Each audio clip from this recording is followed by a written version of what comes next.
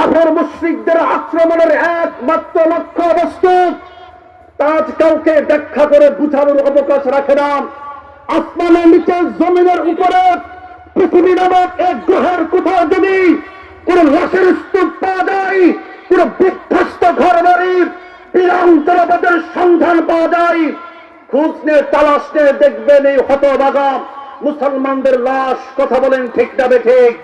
চতুর্দিকে নির্যাতিত নিষ্পেষিত মুসলমানদের আত্মচিৎকার, বিশ্ব মুসলমানদের নাম নেশনাকে চিরতরে মুছে দেওয়ার জন্য নিক্ষেপ করা হচ্ছে হাজার হাজার টন বোমা।